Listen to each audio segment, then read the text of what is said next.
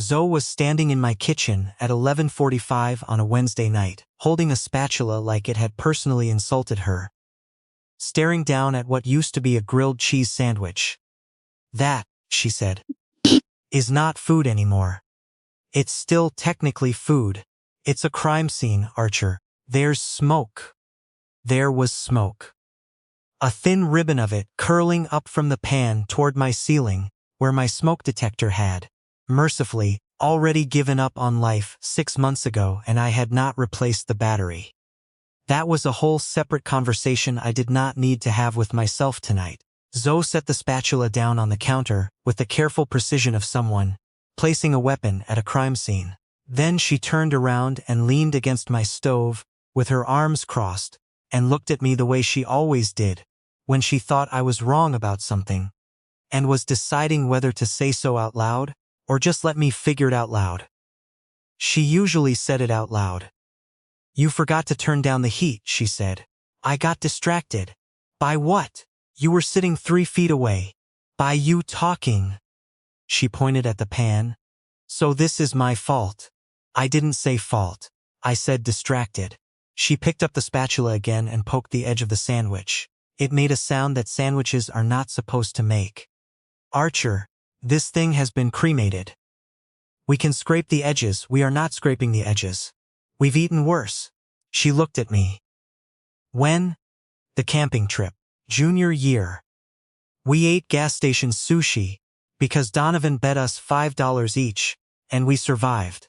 That is a very low bar." She dropped the spatula into the sink and turned off the burner. Then she opened my cabinet, found the peanut butter on the second shelf, exactly where she knew it would be, and pulled down 2 plates without asking. That was Zoe.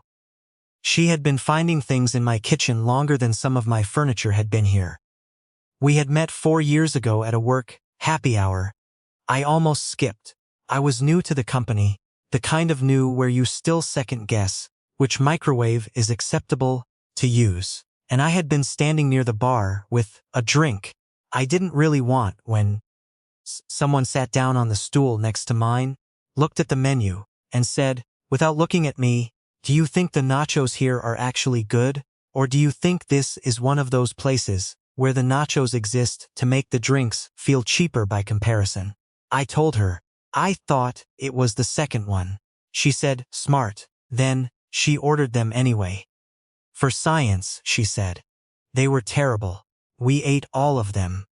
By the end of the night, I knew she worked in the design department, hated overhead lighting, could name every film Robert Altman ever directed, and had a theory about why people who claimed not to like dessert were fundamentally untrustworthy. I never did figure out if we became friends fast, or if it just felt that way. Because everything with Zoe felt inevitable. Now she was spreading peanut butter across 2 slices of bread at my kitchen counter, while the smoke slowly cleared, and I was leaning in the doorway watching her, and thinking about the fact that this was a Tuesday, or Wednesday. Whatever it was, a regular weeknight, and she was here, because she had texted me at 10, saying her neighbor was playing guitar again, and she needed a place to exist. That wasn't her apartment. I had said come over. She had said already in the car. This was not unusual. She handed me a plate. I took it, and we moved to the couch, which was where we always ended up. She pulled a blanket off the back of it without asking. Because it was her blanket, in the same way the peanut butter was her peanut butter and the third shelf of my fridge was her shelf and the left side of my couch was her side. These things had migrated to me over 4 years the way good things do. Quietly, without announcement. So gradually that by the time you noticed, it already felt like they had always been there. "The neighbor was bad tonight?" I asked. "He's learning Wonderwall." "He's been learning Wonderwall for 3 months. He is not improving." She tucked her feet under her. She was wearing socks that had little foxes on them. I did not mention the foxes. We had already had the sock conversation approximately 11 times.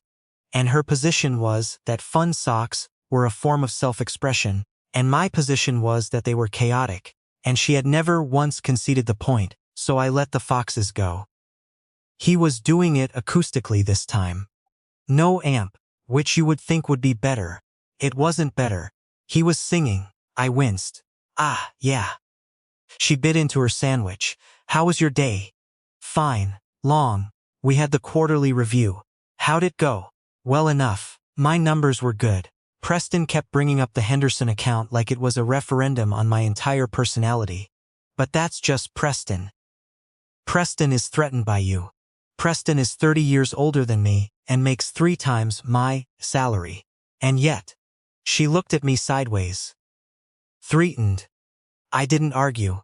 With Zoe, sometimes the best move was to let her be right, because she usually was and she wasn't smug about it.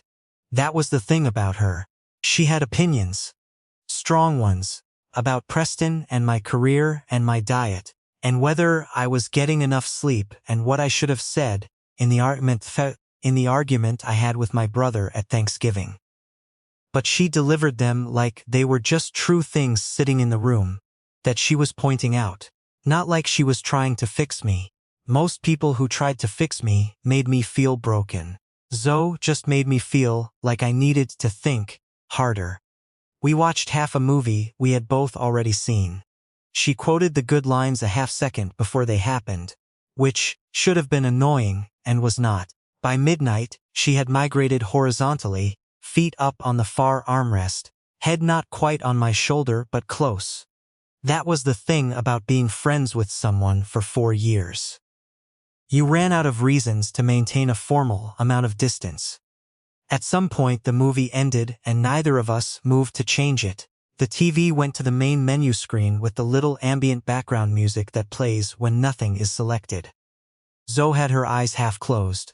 You should stay, I said. It's late. She didn't open her eyes. My car's outside. It'll survive one night on the street. She was quiet for a second.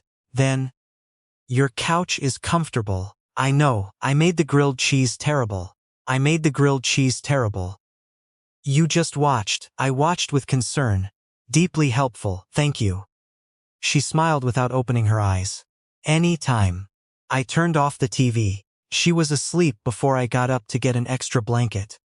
The thing about Zoe was that I had never meant to care about her this much. That sounds wrong.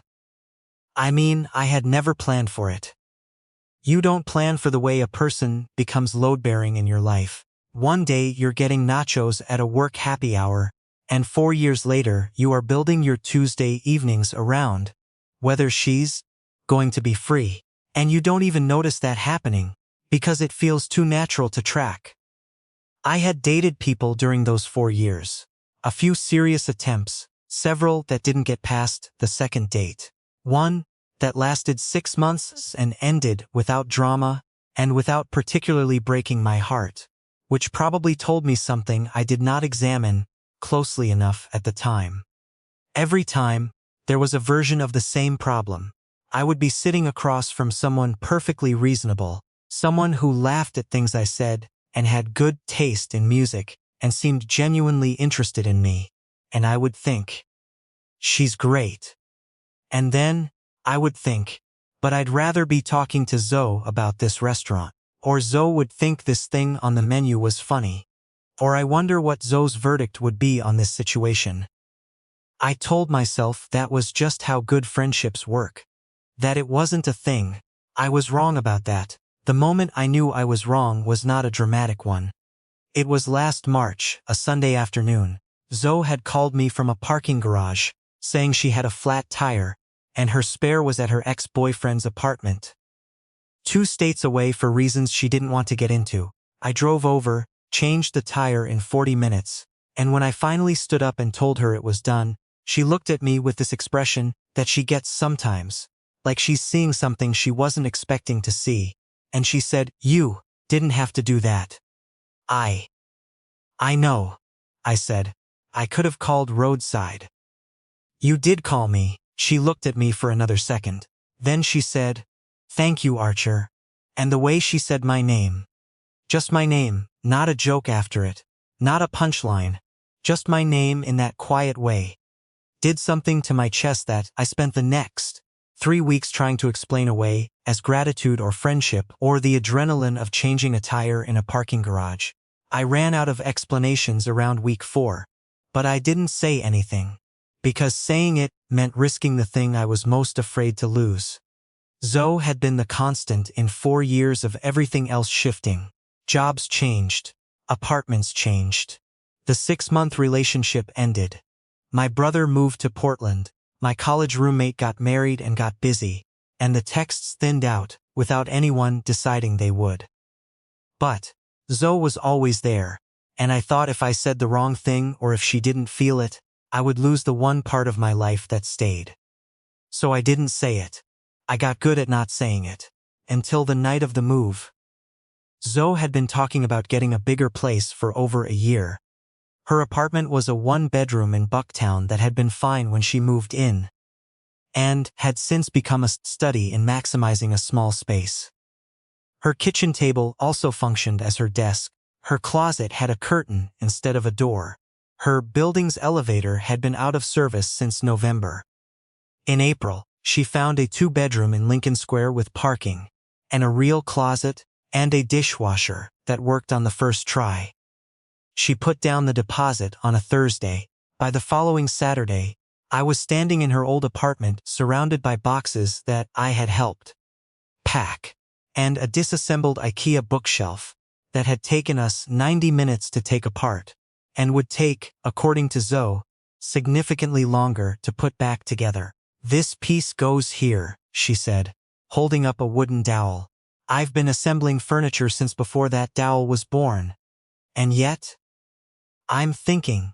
"You've been thinking for 11 minutes. IKEA thinks in Swedish. I'm translating." She sat down cross-legged on the floor across from me, with the instruction pit's manual spread open between us and a look on her face that was part amusement and part genuine concern for the structural integrity of what was going to become her bookshelf. She had paint on her forearm from where she had leaned against the freshly painted baseboard in the bedroom, and her hair was up in the kind of messy knot that she did when she was working and not thinking about it. And she was wearing an old crew neck sweatshirt that I was almost certain used to be mine, from a 5K I had run 3 years ago, and had not thought about since. I had not asked about the sweatshirt. I knew what she would say. She would say she found it somewhere. She would say she thought it was hers. She would say she was cold that one time, and it had just ended up in her bag. "Archer, it was one time. Why are you making this a whole thing? It was never one time." She had been making things hers for 4 years. The new apartment smelled like fresh paint and empty rooms. The afternoon light came through the front windows in a way that made it feel less like moving day and more like a movie set. Zoe had hung one thing on the wall already before we had even moved the furniture in. A small framed print she had bought at a street fair 2 summers ago. A geometric drawing that she had carried under her arm for 6 blocks, while I complained that we should come back for it later, and she had said no. I want it now, and she had been right, because we never did come back. "I like this place," she said, looking up at the ceiling. "Better than the old one?" "Different. The old one felt like managing. This one feels like having." I didn't say anything for a second. Then I said, "That's a good distinction." "I know. I'm smart. I'm aware." She looked back down at the instruction manual. "Your sister called me last week, by the way." I looked at her. "Why?" "She wanted to know if you were seeing anyone." "She could have asked me that," she said, and I quote, "He tells me nothing." She asks 12 questions at once and then gets offended when I give short answers. "She's worried about you. She's nosy." Those aren't mutually exclusive. Zoe turned a page of the manual. "What did you want me to tell her?" "I don't know. Nothing. That I'm fine." She asked if there was anyone, and I said I didn't think so. I put down the wooden dowel. "You didn't think so?" Zoe shrugged one shoulder, which meant she had more to say and was deciding how much of it to say. "I told her you've been busy, which is true." "It is true." "Oh," she said. Busy is what you tell your sister when you don't want to talk about the real thing. I looked at her across the instruction manual. The afternoon light was still coming through the front window. There was a half-eaten sleeve of crackers between us, because we had both forgotten about lunch till 2 o'clock, and then found nothing in her now empty fridge. The bookshelf pieces were spread across the floor in a way that looked less like furniture in progress, and more like something had exploded. Write in the comments. Was I right to let the next thing happen? Or should I have kept folding this moment back into something we could both pretend didn't exist? What's the real thing? I said.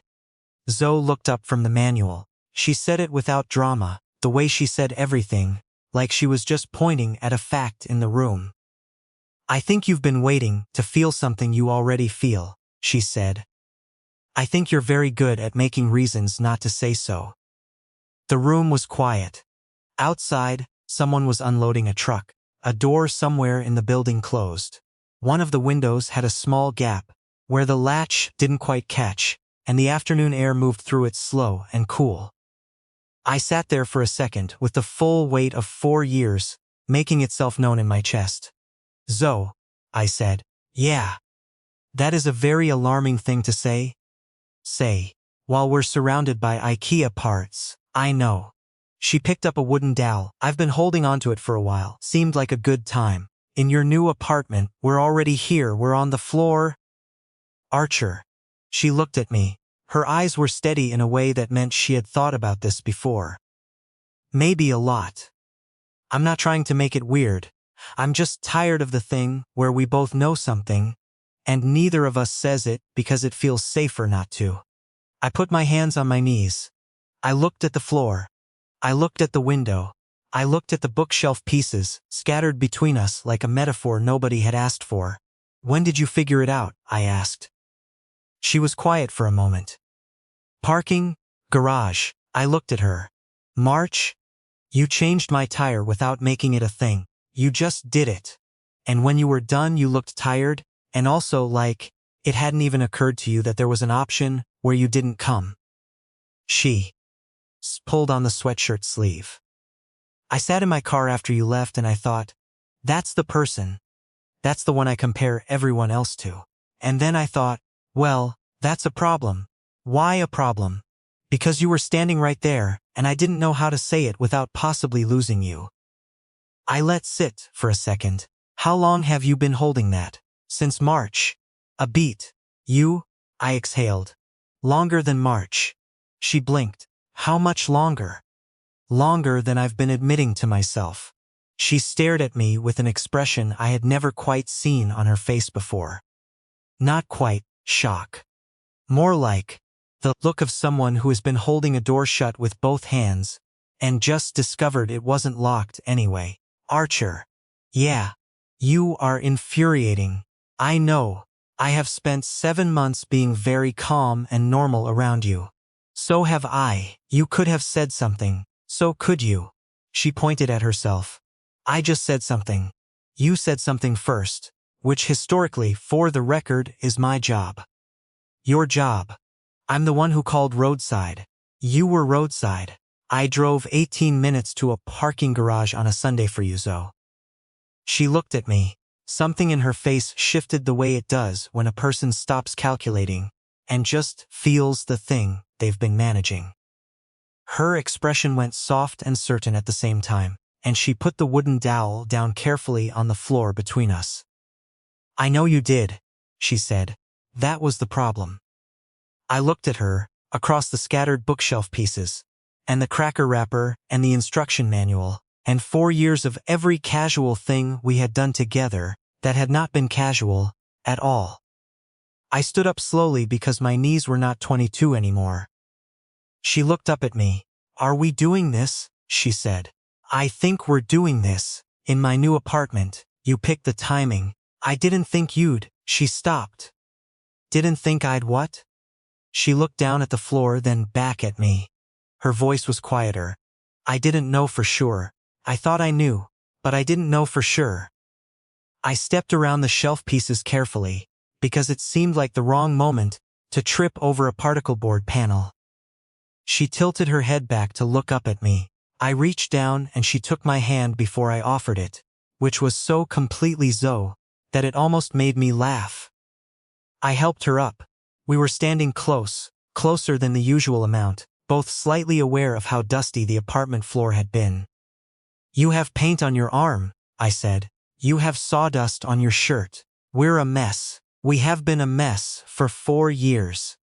She looked up at me with that same steady expression, and underneath it something new that I recognized because I had been trying not to look at it for months. "Archer, yeah. Stop stalling." So I kissed her. It was careful at first, the way you are when you're doing something that matters, and you don't want to rush it into being smaller than it is. Her hand tightened around mine. That was the part that landed hardest. Not the newness of it, but how familiar the rest of it felt. Her hand in mine like it had been there before in some version of all the times we hadn't let it happen. When we pulled back, she looked at me for a second and said, "Okay, okay, okay." "Good." She nodded once. That was, "Yeah, okay." High praise. "I'm processing. Take your time." She turned and looked at the floor, at all the bookshelf pieces. Then she looked back at me and something in her cracked open into a laugh. A real one. "We still have to put this thing together." "We do. I have literally no furniture in this apartment." "I know. I can't sit on the floor forever." "I could order food." She pointed at me. "Yes, that. Do that." She picked up the instruction manual again and sat back down on the floor in one smooth motion. "And when you're done, I'm going to need you to explain to me how you've been a person in my life for 4 years, and I'm only just now understanding what that meant. It's going to take longer than an IKEA bookshelf." "Lucky. I have a whole new apartment." She looked up at me over the manual. "Get the food, Archer." I got the food. Takeout from a place 3 blocks away that she had already found on her phone before we even got off the floor. Because Zoe had opinions about every neighborhood within driving distance of her life. We ate out of the containers, sitting on the floor of her empty living room, while the last of the afternoon light turned orange, and the street outside got quieter. The bookshelf sat unfinished against the wall, about 60% assembled, which Zoe declared was good enough for a first night. "It'll hold," she said. "It's structurally questionable." Everything good is structurally questionable. That's something that sounds smart and isn't. She pointed a chopstick at me. "You were just thinking about kissing me again." I was. I did not confirm this. I was thinking about the bookshelf. "You were not thinking about the bookshelf." I was thinking about load-bearing stability. "Archer." "Zoe." She shook her head and went back to her noodles. Outside, a bus went by. The window latch let in another slow breath of air. The apartment was mostly empty, but it didn't feel that way. It felt like the first paragraph of something. "Can I ask you something?" she said. "Yeah." "Why the parking garage? What was different about that?" I thought about it. Nothing was different, that's the thing. I came because you called. I didn't think about it. And I think before that I had been telling myself it was friendship, because friendship is the word that fits. It's the word that doesn't require you to risk anything. But when you said, "Thank you," just thank you, just my name, I thought, that's not friendship. That's something you're protecting, because you can't afford to lose it. And those are different things. Zoe was quiet for a moment. Then she said, "I wish you had said that in March." "I know, 7 months, Archer, I know. I was very good at acting normal for 7 months. You were excellent. I deserve recognition. I will recognize you." She tilted her head. "Yeah, ongoing recognition. Extended contract. Excellent acting." She laughed, quietly, and I thought about how I had heard that laugh in hundreds of different contexts, and in not one of them had I let myself understand what it meant to me. "I've been doing that thing," I said, "where you like someone so much that you decide friendship is enough, because at least you get to keep them, and you talk yourself into it. You say, this is good, this is enough, I'm fine. And then someone asks you, why you're not seeing anyone, and you give them the list. Work's been busy. Dating apps are weird. I'm picky. I like my routine. All of which is true. None of which is the reason. Zoe looked at me over her noodles. What's the reason? You already know the reason. I want to hear you say it. It's you, Zoe. It's been you. Everyone I've tried to date has been fine, and I've driven home thinking about whether you'd find the restaurant's menu funny. Which is, I recognize, not a great sign for those women. But it's been true for a while, and I have been very carefully looking past it. She looked at me for a long time. Then she set her takeout container down and leaned forward and kissed me again, quick and certain, like an answer to something that didn't need a question. She sat back. Okay, she said again. You keep saying okay. I keep meaning it. A week later, almost nothing was different. That was the part I kept thinking about. We still got food too late. She still took the left side of every couch. We still argued about movies, the way people argue about things that don't matter because they enjoy the back and forth. I was still right about the socks being chaotic, and she still wasn't conceding it. The bookshelf was fully assembled. She had sent me a photo of it when she finished the last 2 pieces, on her own at 11, on a Sunday night with the caption, "Stable enough, I had said I told you." She had sent back a photo of the foxes on her socks. We were sitting at her new kitchen table on a Friday evening. She had made pasta, which she was better at than she admitted. I had brought wine, which she claimed was unnecessary, and then immediately opened. The apartment was starting to look like somewhere she lived. The print from the street fair on the wall. A plant on the windowsill that she was very confident about. And I was quietly skeptical of her jackets on the hook by the door, her shoes in a line by the closet. That was the whole reason she'd wanted this place. "How's Preston?" she said, still threatened. "Of course he is." She refilled my glass without asking. "Your sister texted me. She's going to keep doing that." "I know. I told her you seemed happy." I looked across the table at her. "You told her I seemed happy."